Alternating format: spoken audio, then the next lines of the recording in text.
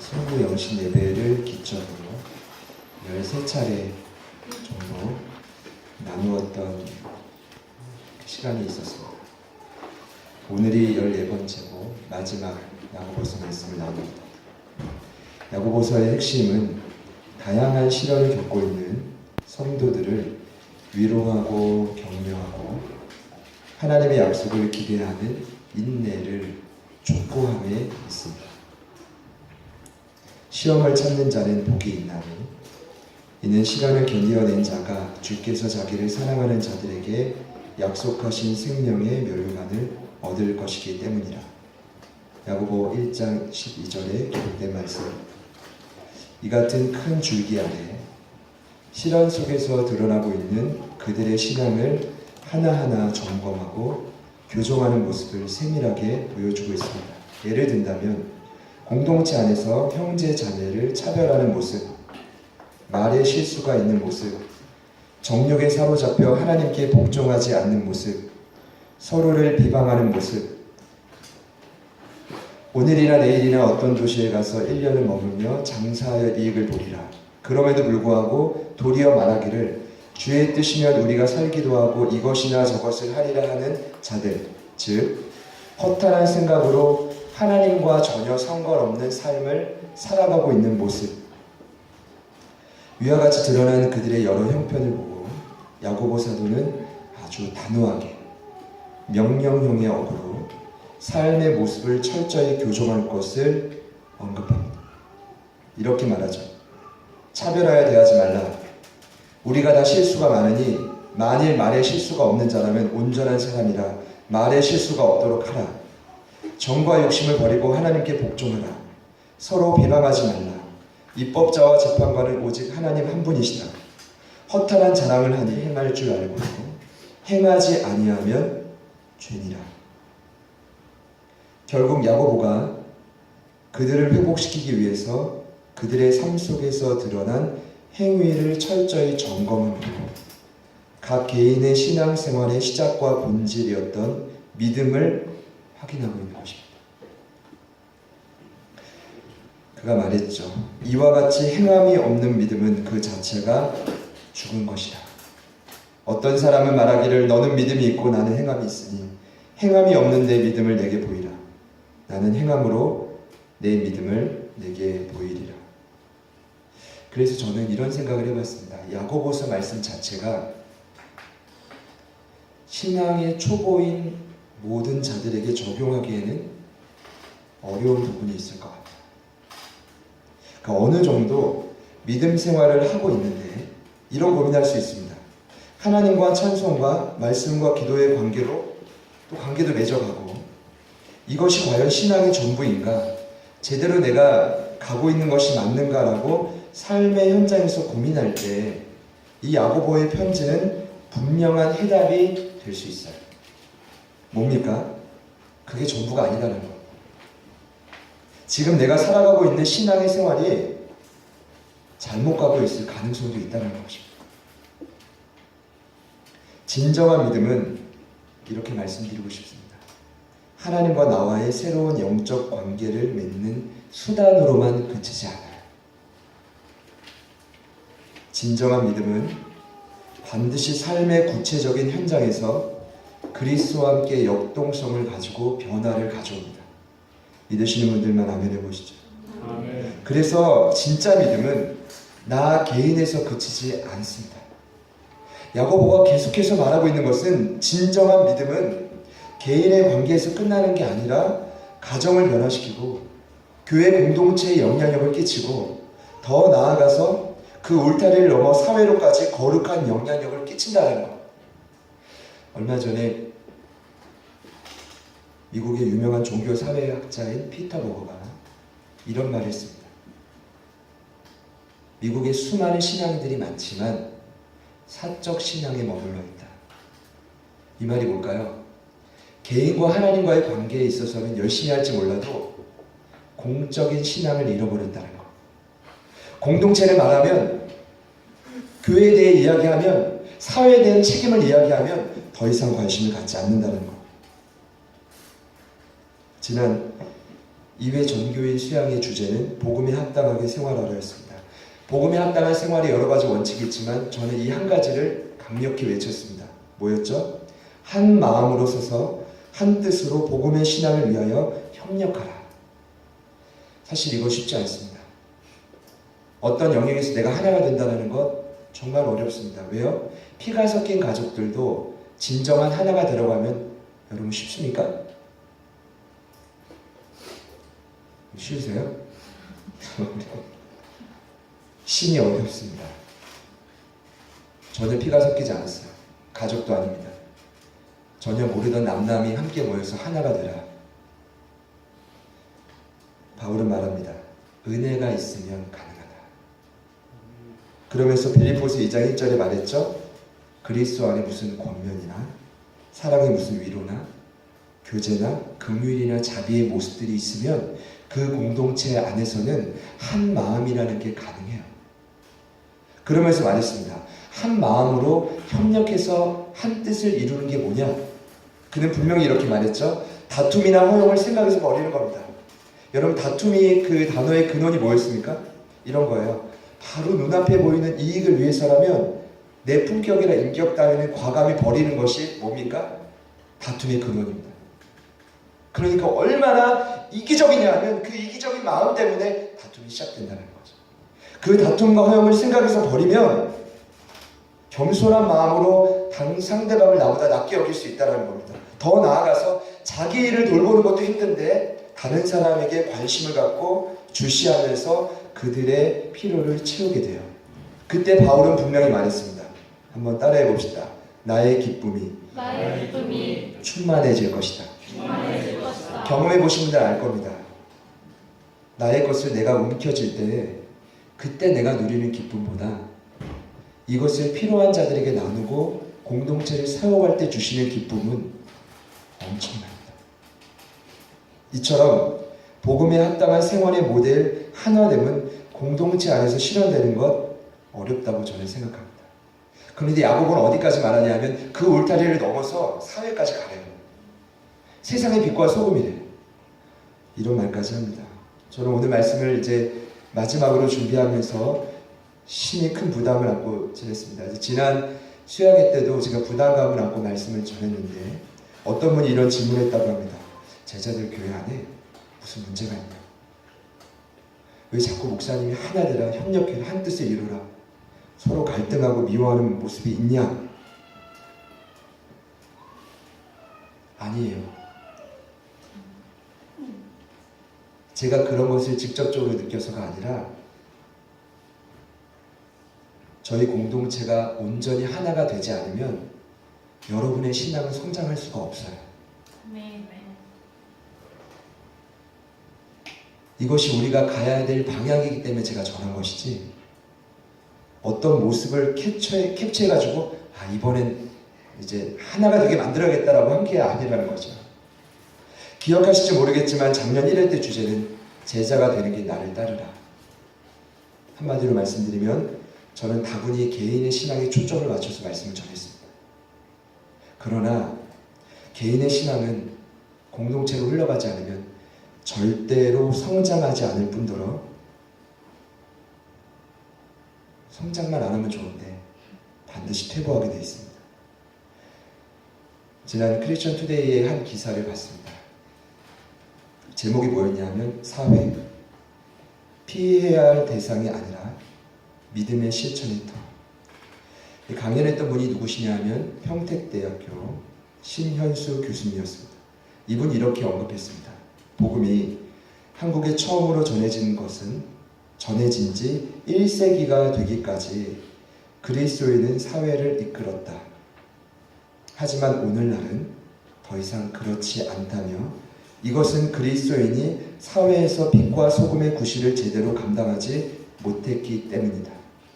오늘날 한국 그리스도인의 삶은 대부분 개인의 여경이나 믿음의 공동체 울타리 안에서의 활동에 그치고 만다. 저는 전적으로 동의합니다. 그리고 저는 한 가지 더 동의한다면 야고보가 이 말을 하는 것처럼 느껴졌어요. 마치 이 교수님의 언급이 야고보 사도의 외침으로 들렸습니다. 드러나는 현상으로, 죄송합니다. 드러나는 보이는 신앙의 모습으로 그 사람을 판단하는 건 굉장히 어려운 모습입니다. 굉장히 치사한 거예요. 제가 예를 들 사람이 차홍 간사님밖에 없으니까. 제가 차홍 간사님을 언제나 주시하면서 왜 너는 삶이 그래? 보이는 게 왜 그래? 그러면서 너 믿음은 가짜 아니야? 라고 말한다면 이게 얼마나 너무한 거 아닙니까? 비인격적인 거 아닙니까? 지금 야고보 사도의 접근법이 이거 아닙니까? 그들의 신앙의 모습을 보면서 너희 믿음 죽은 거 아니야? 라고 말할 때 그들이 얼마나 기분이 나쁘겠습니까? 그들의 행위를 보면서 너 믿음 없지라고 말할 때 얼마나 그들이 피눈물을 흘리겠습니까? 그런데 제가 느끼는 건 뭐냐 하면 오죽했으면 이렇게 하겠습니까? 마지막 수단이었다는 겁니다. 오죽했으면 이런 정면 돌파를 선택했을까? 그런데요, 저희가 좀처럼 하지 않는 방법이지만 우리의 안에 있는 믿음과 마음은요, 반드시 표출되게 됩니다. 그것도 언제 표출되냐 하면 야고보 사도의 말이 다 맞아요. 시련 속에서 드러나요. 어려움 속에서 드러나요. 평소엔 드러나지 않습니다. 십자가를 우리가 언제 경험합니까? 우리가 아까 찬양하고 기도했지만 눈물도 흘렸지만 가슴이 오늘 막 기도 시간 때부터 제가 눈물이 나고 터지는 줄 알았는데 언제 십자가를 경험합니까? 이스라엘 백성들이 처음 십자가를 경험했을 때는 홍해의 큰 위기를 만난 그 순간이었어요. 평소에는 모릅니다. 눈 씻고 찾아봐도 드러나지 않을 겁니다. 그러나 조금만 어려움이 찾아와 보면 우리는 압니다. 이 믿음이 진짜였는가 가짜였는가.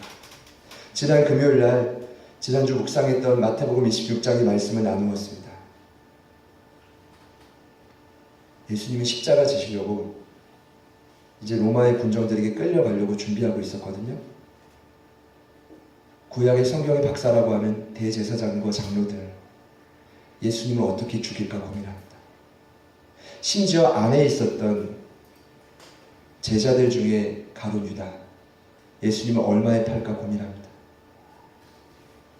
심지어 예수님이 군중에 끌려갈 때 남아있던 제자들은 다 도망갑니다. 예수님이 죽으심을 준비했던 사람은 성경에 한 사람밖에 없었습니다. 누구였냐면 한 옥합을, 향유 옥합을 깨뜨려 예수님 머리에 전부 부었던 그 여인입니다. 추정해 보면 그 옥합의 가격은 1,500만 원 가요. 그래서 제자들이 분개한 겁니다. 미쳤다고 말한 겁니다.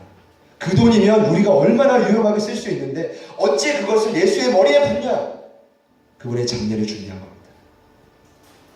그런 깊은 의도가 있었지만 그 의미를 어느 누구도 이해하지 못했습니다. 자, 제자들과 대제사장들과 장로들의 믿음이 진짜라고 말할 수 있습니까? 죽음을 앞둔, 십자가를 사건을 앞둔 그들의 모습은 여실히 드러났습니다. 제가 이렇게 야고보가 된 것처럼 여러분께 말하고 싶었습니다. 지난 13번의 시간 동안 죄송합니다. 치사하고 아니 꼽지만 야고보가 그런 마음이었을 것 같아요. 그들의 행위를 하나도 놓치지 않고 세밀하게 지적합니다. 그러면서 말하죠. 너희들의 믿음은 죽어있다. 그러나 지난 시간 야고보는 급선회하면서 아주 좋게 분위기를 만들어갑니다. 인내하는 건 어렵다. 왜냐하면 주님 오실 때까지 인내해야 돼요. 여러분 옆에 있는 분들에게 인사해 봅시다. 주님 오실 때까지 지금의 고난을 참아야 합니다. 화가 나실 겁니다. 속상하실 겁니다. 지금 이 모습 그대로 주님 오실 때까지 버티라니 말이 안 되는 얘기. 저는 이렇게 말씀드렸죠. 그래서 야고보 사도가 말했던 것처럼 농부의 비유를 듭니다. 이른 비와 늦은 비가 없이는 열매를 발할 수 없다. 때에 따른 하나님의 은혜가 반드시 우리에게 필요하다는 것입니다. 마지막 결론이었습니다. 여러분, 하나님의 은혜 없이 우리 살 수 있습니까? 없습니다. 아무리 열심히 노력해도 그분의 플러스 알파가 없이는 여러분의 삶은 언제나 드라이할 겁니다. 내 노력으로 살아가는 건 아닙니다. 절대적으로 여러분의 삶에 이른 비와 늦은 비의 은혜가 있기를 소망합니다.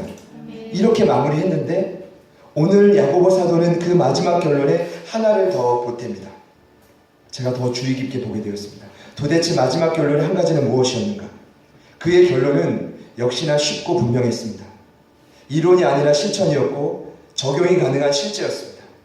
그것은 시련을 당할 때 길이 참을 수 있는 또 하나의 원리였습니다. 시련과 고난 앞에 인내할 수 있는, 즉 참으며 기대할 수 있는 또 하나의 원리를 분명하게 말하고 있습니다. 그것이 무엇이냐 하면 기도입니다. 간구입니다. 오늘 말씀의 제목은 의인의 간구입니다. 다른 말로 한다면 의인의 기도입니다. 결론적으로 말씀드리죠. 인내를 하고 하나님의 복을 누릴 수 있는 두 가지 차원의 원리가 있다면 한편에서는 하나님의 이른비와 늦은비를 기다려야 돼요. 그러나 또 다른 한편에서는 그냥 기다리는 게 아니라 저와 여러분이 기도하셔야 합니다. 또 기도 이야기는 아닌 것 같아요. 제가 이번처럼 이렇게 말씀에 맞춰 기도를 강조하는 건 처음이라 생각이 듭니다. 사랑하는 여러분, 우리 함께 13절 말씀을 같이 한번 더 읽어보겠습니다. 시작. 너희 중에 고난 당하는 자가 있느냐? 그는 기도할 것이요 즐거워하는 자가 있느냐? 그는 찬송할지니라. 여러분은 주로 언제 기도하십니까?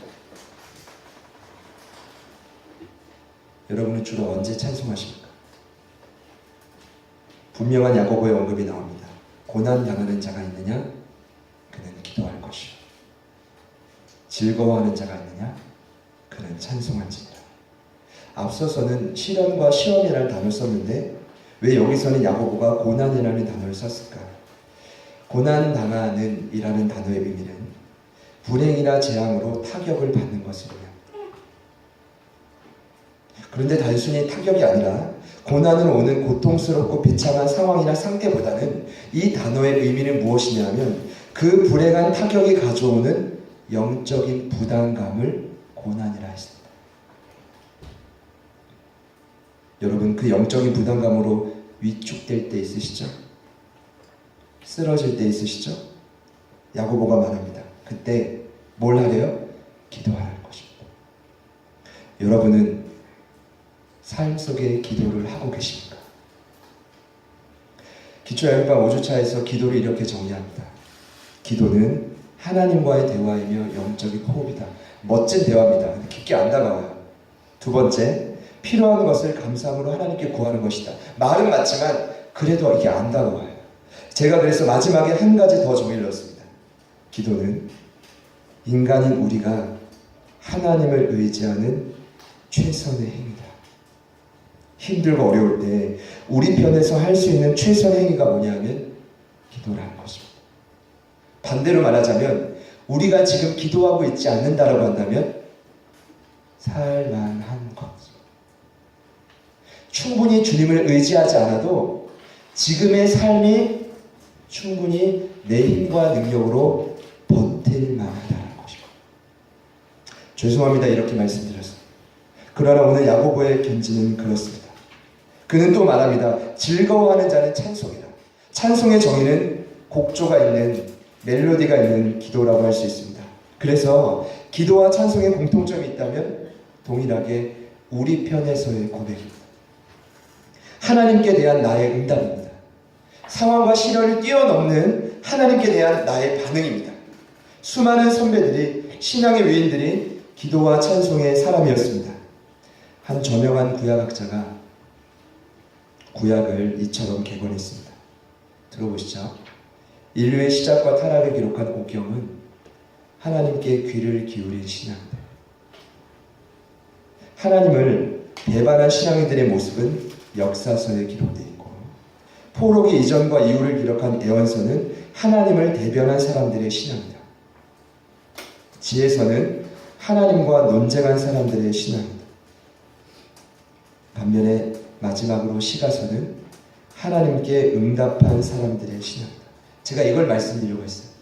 이 안에 유명한 성경이 뭐냐 하면 시편입니다. 시편을 보면 하나님께 대한 수많은 응답들, 기도와 찬송의 고백들이 기록되어 있습니다. 찾아오는 고난과 시련 속에 그들은 보십시오. 탄식하거나 찬송하거나 원망하거나 감사하거나 마지막으로 울어요. 하나님께 다양하게 반응하기 시작한 거죠. 제가요, 군에 갈 때 좋은 선물 하나 받았습니다. 저희 이제 군에 가는 청년들도 선물을 해주는데 성경책이에요. 근데 그 당시에는 요즘에 안 나오는 성경책이 있었습니다. 뭐냐 하면 시편과 잠언과 신약 전서만 있는 아주 얇은 책입니다. 근데 군에 가기 전에 한 형제가 동아리에 있던 한 형님이 저에게 도전을 줬습니다. 영환이 너 무조건 군에 가면 나도 이제 가는데 그 형은 1년 늦게 간 거죠. 우리 군에 가서 열심히 암송하자. 군에 가면 작업도 하고 쓸데없는 일을 많이 한다고 하는데 그래도 암송하면 많이 도움이 될 거다. 그 저는요 실제로 그 얇은 성경책을 항상 갖고 다니면서 암송했어요. 그런데 암송하는데 어떤 구절이 막 눈에 들어오냐면 시편의 말씀들이 막 눈에 들어오는 거예요. 왜 그랬을까요? 이제까지 그렇게 고생해 본 적이 없어요. 유명한 한 연예인이 초코파이가 이렇게 맛있는 줄 몰랐다 기록했대죠. 저는 어떻게 그렇게 먹고 싶어도 화장실에서 숨어서 먹는 거예요. 저희 아내가 보낸 건지 모르겠지만 한 편지 안에 초콜릿, 옛날에 미니실이라고 있었죠. 한 5개가 편지에서 온 거예요. 그 당시만 해도 음식이 편지와 같이 못 와요. 실수로 보냈던 것 같아요. 그 초콜릿을 하루에 1개씩 어디서 먹었을까요? 볼일을 보고 나오려고. 사람이 비참해지고 낮아지고 마음이 어려워지고 내가 이렇게까지 하면서 먹어야 되나. 그때 이런 구절이 눈에 들어왔습니다. 환난 날에 나를 부르라. 내가 너를 건지리니 내가 나를 영화롭게 하리로다. 겸손한 자는 먹고 배부를 것이며 여호와를 찾는 자는 그를 찬송할 것이라. 너희 마음은 영원히 살지니라. 이런 구절들을 그 당시 암기하는데 어찌나 눈물이 났는지 몰라요. 시편의 말씀들이 살아서 제 삶을 변화시키기 시작했습니다. 제 고백이 이겁니다. 뭐냐 하면 야고보의 간절한 부탁이 있다면, 고난 중에 있다면 제발 좀 반응하라는 것입니다. 즐거움 중에 있다면 그게 우리의 능력으로 온 게 아니니까 하나님 앞에 제발 좀 찬송하라는 것입니다. 한마디로 이런 말이죠. 고난 중이든 즐거움 중에 있든 언제나 우리 편에서 하나님께 반응하라는 것입니다. 하나님께 반드시 반응을 해야만 한다는 것입니다. 이것이 야고보의 논지인데 무엇이냐 하면 우리의 믿음이 살아있다면 고난 중이든 즐거움이든 하나님 앞에 기도하는 찬송을 해야 된다는 것입니다. 더 감사한 건 오늘 야고보는 이 상황을 이렇게 끝내지 않아요. 그 상황 중 특별한 케이스 한 가지를 강조하며 부탁합니다. 그것이 무엇이냐 하면 공동체 안에 병든 자를 위해 기도하라. 여러분 이렇게 이해할 수 있습니다. 야고보가 그냥 시켜서가 아니라 지속적으로 강조하는 모습이 무엇이냐 하면 개인의 믿음은 제대로만 성장하면 반드시 공동체를 돌아보게 되어 있습니다. 그러면 자연스럽게 개인의 기도가 아니라 공동체를 위해 중보 기도할 때 야고보가 말하는 겁니다. 무엇을 위해 기도해야 되냐? 그 말이 병든 자를 위해 기도해야 된다는 것이죠. 14절부터 6절에는 병든 자를 위한 구체적인 기도의 방법들이 나옵니다. 오늘 제가 드리는 이 말씀이 저와 우리 제자들 교회 공동체 안에 분명한 영적인 기준이 되기를 간절히 소망합니다. 병든 자, 아스테네오라는 이 헬라어 원어는 먼저는 육체의 한계로 약한 자들을 의미합니다. 그러나 그 외에도 힘이 없는 자, 무력한 자, 쉽게 또 자주 넘어지고 비틀거리며 흔들리는 자를 병든 자라고 성경은 표현하고 있습니다. 공동체 안에 가장 연약한 자인 병든 자를 위해 기도하라. 그냥 기도가 아니라 오늘 야고보는 2가지 원칙을 분명히 말합니다. 첫 번째, 교회의 장로들을 청하라. 장로들에게 부탁하라는 것입니다. 2번째, 서로 기도하라. 우리 한번 따라해 봅시다. 교회의 장로들을 청할 것이요. 여기서 장로들이라 하면 그냥 일반 문자적 의미로는 손 위의 연장자를 의미합니다. 나이가 많은 어떤 의미냐면 젊은 세대보다 그 안에 담긴 경험과 삶의 여러 축복과 간증이 녹아져 있기 때문에 그 안에 힘이 있다는 것이죠. 아멘. 그러나 이 성경의 문맥상으로 봤을 때 여기서 말하는 장로들은 국가나 종교의 지도자를 의미합니다. 다시 한번 말씀드리면 교회의 지도자를 의미합니다. 더 분명히 말씀드리면 교회를 이끌어가는 영적인 책임자를 의미합니다.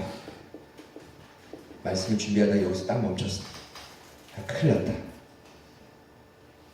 교회의 책임자인 이제 제가 너무 부담이 되기 시작했습니다. 여러분, 제가 느끼는 부담감을 여러분 얼마만큼 자꾸 좀 공유를 해드리고 싶은데 이거 어떻게 하면 지혜롭게 공유할 수 있을까 좀 고민 중.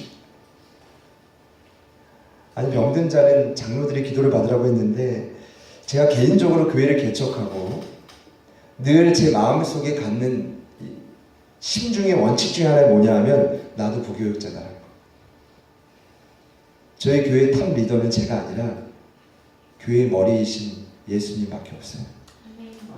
그리고 그 예수님이 사실은 교회 머리일 뿐만 아니라 저는 교회의 모든 것이 되어졌으면 좋겠어요. 그러니까 저도 여러분과 똑같은 양인 거죠. 우리의 목자는 예수밖에 없는 거죠. 그냥 함께 마음을 모아 그분의 뜻을 묻고 따라가는 거죠. 이렇게 하니까 제가 조금 그분에게 제 책임을 전가하니까 마음이 좀 편안해지기 시작했어요. 근데 제가 요즘에 야고보서 말씀을 묵상하고 오늘 특히 이 말씀을 준비하면서 이번 주에 느꼈던 부담감은 너무나 컸어요. 학교에 기노스코 예배가 시작이 됐고 뜨겁게 예배를 지금 진행하고 있는데 역시나 예배를 드리고 내려오는 길에 부담이 되기 시작했습니다. 제가 너무나 힘들고 부담이 됐던 건 이 설교에 대한 부분들입니다. 여러분, 제가 말씀을 전하시면 이거를 원칙 삼아 한 주간 막 의지하면서 살아가시지 않습니까?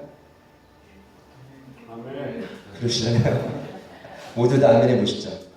안에 계신 분들도 아멘 하십니까?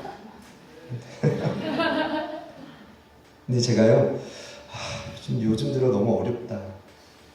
간혹 외부의 설교보다 훨씬 더 힘들다. 성도들의 리드가 더욱 높아지는 것 같다. 저거 막 느껴지는 거예요. 야, 이거 어떡하지? 그 제가 이번 주부터 새롭게 시작한 습관이 뭐냐 하면 스크랩입니다. 모든 자료를 모아서 이게 자꾸만 읽는 것만으로 안 되더라고요. 스크랩화 시키기 시작했어요. 제가 너무 부담이 돼가지고 그때 기노스코 예배 왔다 이제 비다가 EBS를 마치고 또 학교까지 와요. 정말 감사하죠. 제가 그래서 이런 마음을 좀 나눴습니다. 야, 목사님 너무 힘들다. 부담된다. 비다가 이러더라고요. 거룩한 부담감이라고.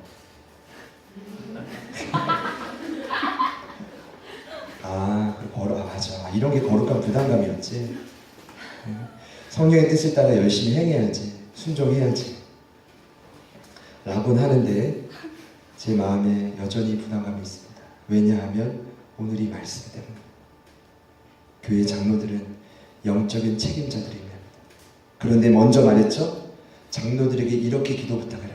첫 번째 원칙은 그 장로들이 와서 병자에게 기름을 바릅니다. 그 기름은 다른 게 아니라 당시 유대 사회에서 기름과 포도주는 중요한 약품으로 널리 사용됐습니다. 이 말은 뭐냐 하면 마가복음 5장에도 나와요. 제자들이 나가서 회개하고 전파하고 많은 귀신을 쫓아내며 많은 병인에게 기름을 발라 고치더라. 그때의 기름은 거룩하게 하는 물품이 아니라 병자를 고치는 의약품을 의미했습니다. 쉽게 말하면 병자들은 먼저 뭘 해야 돼요? 치료를 받아야 돼요. 현대의학의 도움을 받아야 돼요. 기가 막히지 않습니까? 그런데 그냥 도움을 받는 게 아니라 주의 이름으로 기름을 바르라고 했습니다. 이 말은 뭐냐 하면 그냥 치료하는 게 아니라 주의 이름에 근거하여 주의 이름의 능력으로 주의 명령에 따라 치료를 우선 받더라도 야고보가 말하는 건 뭐냐 하면 이 모든 병의 근원에 치료하는 힘은 예수에게 있다는 것을 믿으라는 거죠. 아멘. 수많은 죄송합니다. 어머님들이 이런 얘기 하시죠. 저도 공공연하게 많이 듣습니다. 이 병원이 좋습니다. 이 의사분이 탁월합니다. 이분은 의사처럼 보이진 않는데 너무나 상세하게 세밀하게 잘해줍니다. 제 머리에 아주 꽉 박혔습니다. 그럼에도 불구하고 여러분 좋은 병원, 의사 그보다 앞서는 최대한의 효과는 예수 이름의 능력에 기인합니다. 여러분 정말 동의하시고 믿으십니까? 좋은 의사가 치료해 준 거 아니에요? 좋은 병원이 탁월한 거 아닙니까? 아닙니다. 주의 이름으로 기름을 바르라. 그리고 나서 말합니다. 그를 위해 기도하라. 야고보는 말합니다. 이 같은 믿음의 기도는 병든 자를 고친다고 했습니다. 저는 오늘 말씀을 묵상하면서 깜짝 놀랐습니다. 병든 자를 고치는 데 단계가 있습니다. 첫 번째, 구원할 것이요. 이 구원은 영적인 구원을 의미하지 않습니다. 신체적인 질병으로부터의 자유함을 의미합니다. 그런데 야고보는 오늘 말씀에 또 이렇게 기록하죠. 일으키실 것이다. 일으키신다는 단어의 언어의 의미를 보니까 신체적인 질병의 자유함뿐만 아니라 정신적인 회복을 의미했습니다. 그런데 또 하나가 더 있습니다. 따라해 볼까요? 혹시 죄를 범하였을지라도 마지막 믿음의 기도의 역사는요, 병자의 죄를 사하신다는 것입니다. 그런데 왜 야고보가 혹시라는 말을 했을까요? 말씀을 묵상하고 연구하다가 깜짝 놀랐습니다. 당시에 교회 안에는 초기 유대교에서 인간의 질병은 죄에서 연유한다는 사상이 지배적이었습니다. 이 말이 뭔지 아십니까? 공동체 안에 질병이 걸린 사람들이 있으면 많은 사람들이 그를 정죄하고 판단했다는 것입니다. 죄를 지어서 그런 거예요. 야고보가 이것은 아니라고 말하는 것이죠. 그래서 말합니다. 혹시. 이 말은 뭡니까? 그 당시의 지배적인 사상을 나는 동의하지 않겠다라는 것입니다. 그러나 믿음의 기도는 거기에 플러스가 돼서 혹시 말 못할 죄가 있다면 그 죄까지도 용서할 수 있다는 거죠.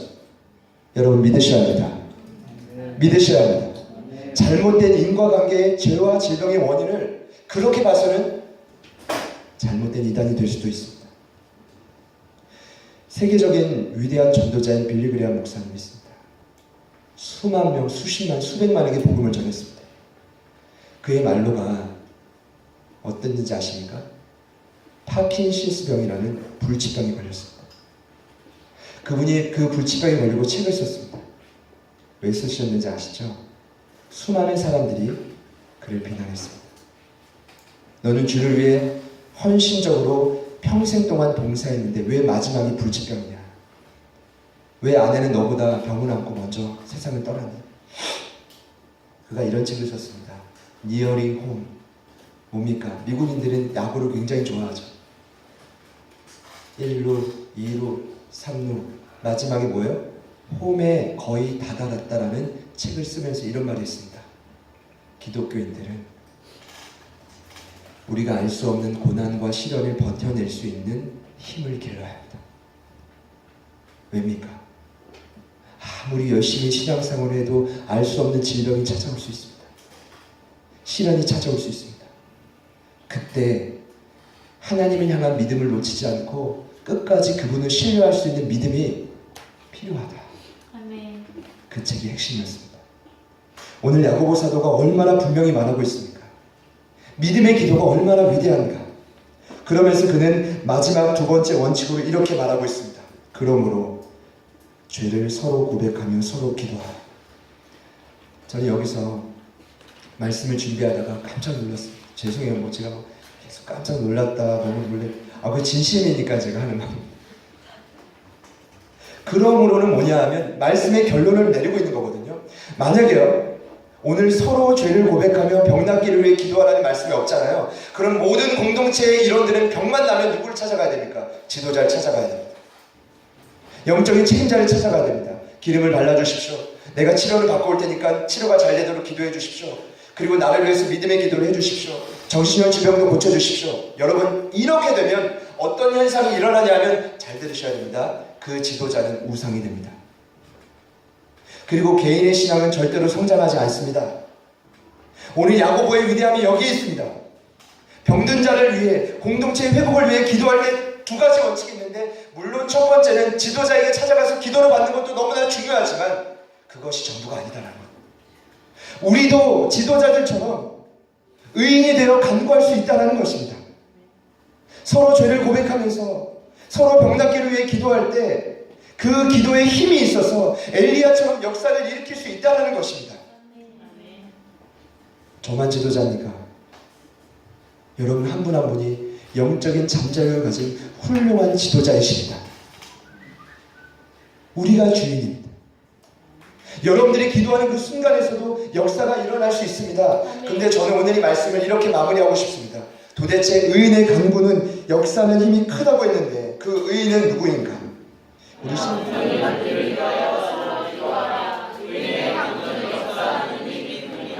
첫 번째로 이 의인은 디카이오스란 이 단어는 서로의 죄를 고백하고 정결하게 된 하나님과의 깨끗한 관계를 가진 자입니다.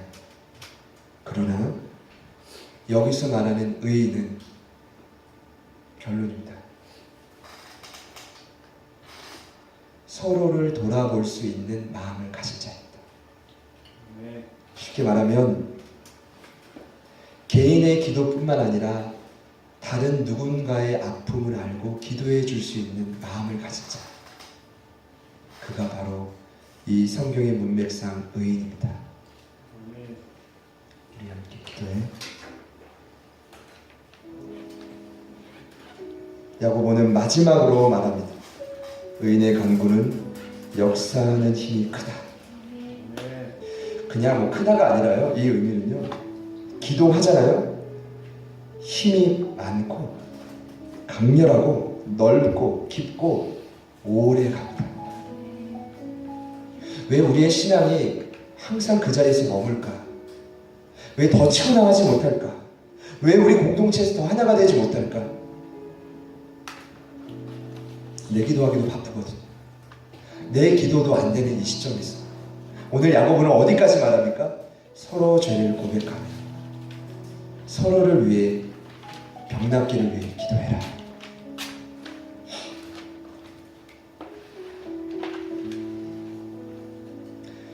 기도할 때 말이죠.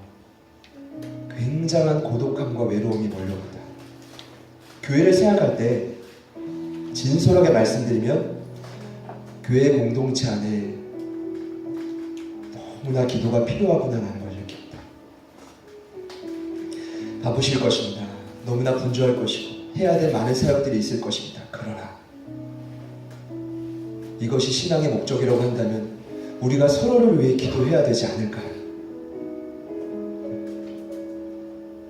의인이 내 죄만 씻고 깨끗해지면 의인입니까? 여전히 서로를 돌아보지 못하는데 저는요 소망하고 기대합니다. 우리 제자들 교회 가족들 안에 하나님이 원하시는 의인이 많이 세워지기를 소망합니다. 어렵지 않잖아요. 그쵸?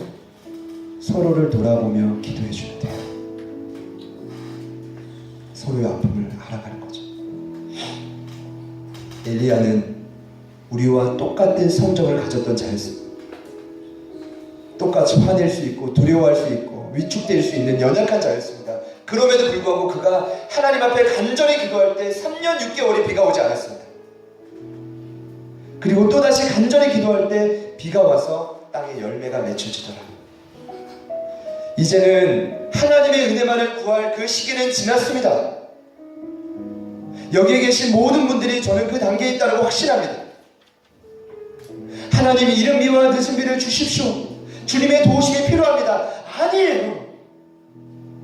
엘리야처럼 우리도 기도할 때 하나님의 이른 비와 늦은 비가 내려질 수 있다는 것입니다. 메마른 땅에 열매가 맺혀질 수 있다는 것입니다. 왜 이 방법을 우리는 알고 있는데 실행하지 않습니까? 이것이 우리의 현실입니다. 우리 마지막으로 옆에 있는 분들에게 이렇게 축복합시다. 서로 위해 기도합시다. 약속할 수 있다면 한 번씩 해주시죠. 우리가 서로 의인이 됩시다. 한 번 더 축복합시다. 교회를 위해 기도합시다. 여러분, 우리 찬양하고 먼저 기도할 때는 하나님 제발 우리가 하나님 앞에 반응이라는 걸 좀 하게 해주십시오.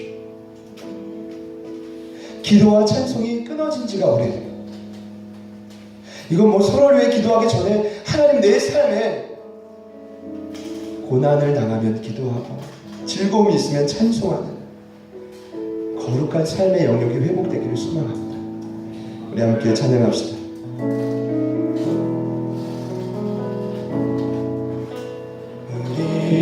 우리 함께 기도해 주 앞에 나와 무릎 꿇고 긍휼 베푸시는 주 하늘을 향해 두 손 들고 우리 함께 기도해 주 앞에 나와 무릎 꿇고 긍휼 베푸시는 주 하늘을 향해 두 손 들고 하늘 문이 열리고 은혜의 빛이 이 땅 가득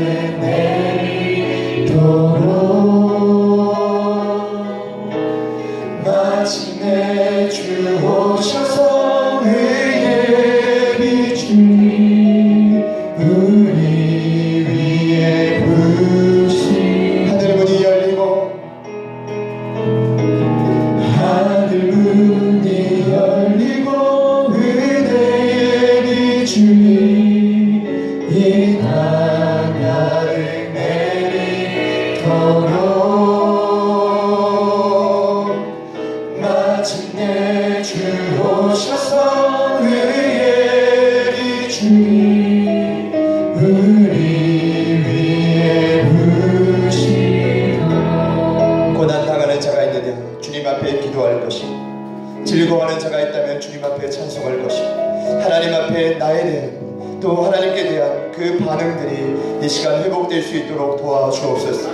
내 삶의 기도와 찬송이 끊어졌사오니 주님 다시금 그 모든 기도와 찬송이 회복될 수 있도록 도와주시옵소서. 주님을 의지하기로 결단하오니 우리의 결단의 고백을 받아 주옵소서. 우리 다같이 주님 이름 한번 부르시고 간절히 기도하십니다. 주여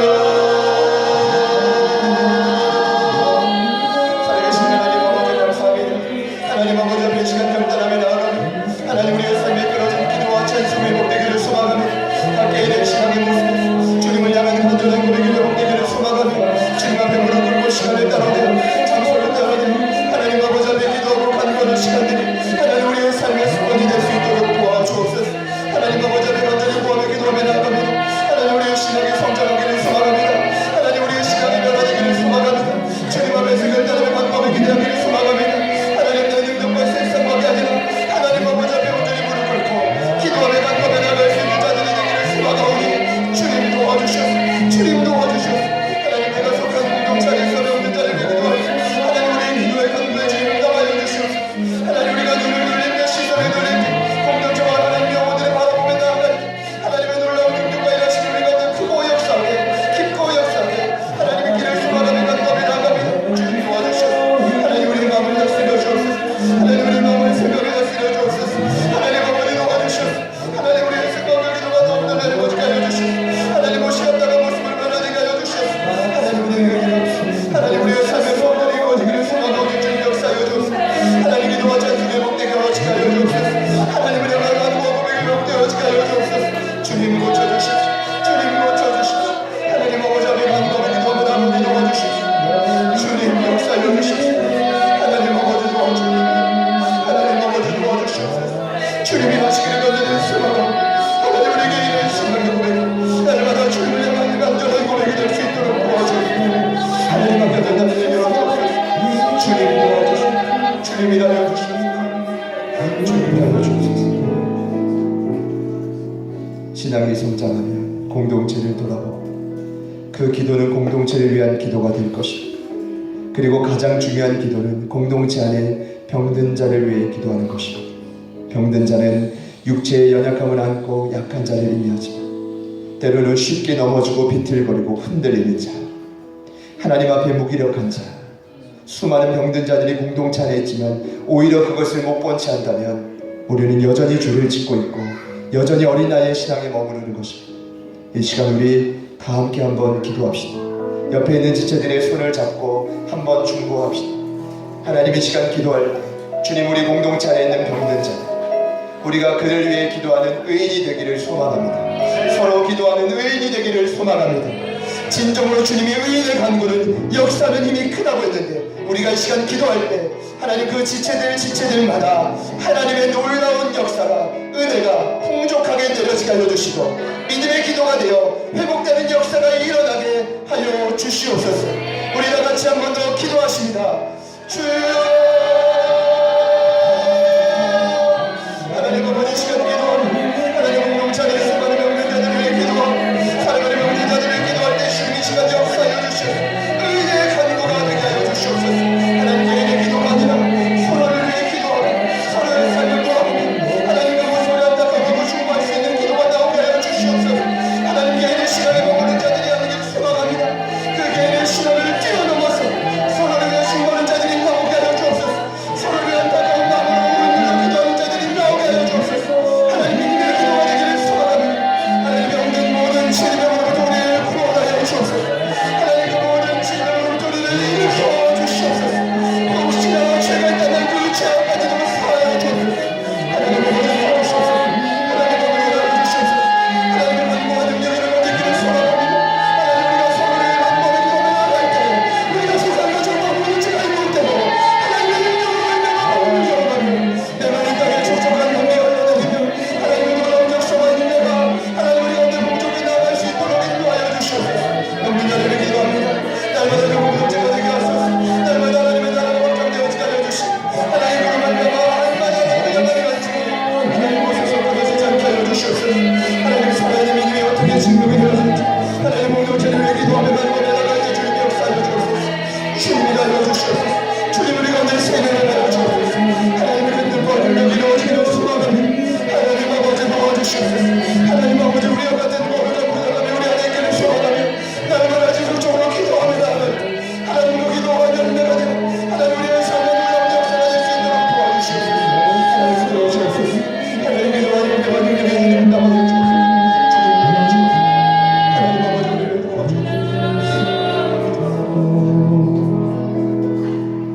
너희 중에 병든 자가 있느냐? 그는 교회 장로들을 청할 것이요 그들은 주의 이름으로 기름을 바르며 그를 위하여 기도할지니 믿음의 기도는 병든 자를 구원하리니 주께서 그를 일으키시리라. 혹시 죄를 범하였을지라도 사하심을 받으리라. 그러므로 너희 죄를 서로 고백하며 병이 낫기를 위하여 서로 기도하라. 의인의 간구는 역사하는 힘이 크니라. 하나님, 부족하고 보잘것없고 때로는 너무나 연약한 저희들이지만 오늘 이 말씀을 믿음으로 받아들이며 우리 모두가 하나님 앞에 의인이 되기를 소망합니다. 우리 안에 주님이 원치 않는 죄의 모습들을 다 제하여 주시고 이제는 믿음의 눈을 들어 서로를 돌아보며 서로를 위해 기도해 주며 특별히 공동체 안에 병든 자를 위해 기도할 수 있는 저희가 되게 하여 주옵소서. 우리가 곳곳에서 기도할 때마다 곳곳에서 믿음의 선포를 할 때마다 병든 자의 모든 삶에서 구원의 역사가 일어나며 일으킴을 받으며 사하심을 받는 놀라운 역사가 일어나게 하여 주시옵소서. 우리의 신앙이 개인의 신앙의 울타리를 뛰어넘어 공동체를 향해 흘러가게 하여 주옵소서. 그리고 그 공동체를 뛰어넘어 믿지 않는 사회를 향해 흘러가게 하여 주시옵소서. 주님, 오늘 이 말씀이 진리라고 한다면 우리가 기도할 때마다 우리의 중심이 되어 날마다 의인으로 하나님 앞에 서게 하여 주옵소서. 하루가 너무나 바쁘고 분주하더라도 육체의 연습은 약간의 유익이 있으나 경건은 범사에 유익하다고 하신 주님, 어떠한 상황일지라도 주님 앞에 우리의 상황과 시간과 장소를 따로 떼어내어 기도할 수 있는 하나님의 사람들이 이곳에서 일어나게 하여 주옵소서. 주님을 신뢰합니다. 주님을 기대합니다. 공동체를 새롭게 하시고 하나님의 놀라운 역사를 일으키실 주님을 찬양합니다. 예수님의 이름으로 간절히 기도드립니다.